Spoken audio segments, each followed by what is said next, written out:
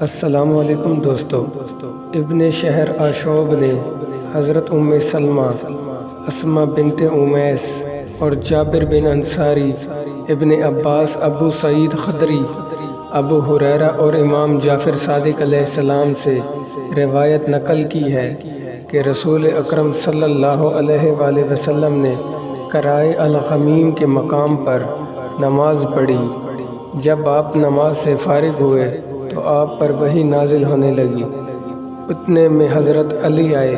انہوں نے آپ کی حالت وحی کو ملاحظہ کیا تو انہوں نے آپ کی پشت کو سہارا دیا اور غروب آفتاب تک وحی کا سلسلہ جاری رہا اور قرآن مجید اترتا رہا۔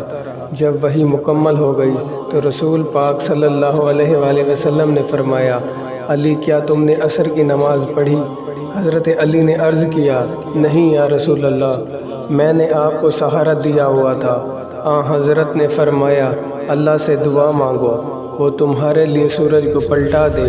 حضرت علی نے دعا مانگی تو سورج پلٹ آیا۔ ابو جعفر طحاوی لکھتے ہیں، نبی اکرم نے دعا مانگی، پروردگار، علی تیری اور تیرے رسول کی اطاعت میں مصروف رہا، اس کے لیے سورج کو لوٹا دے۔ سبحان اللہ۔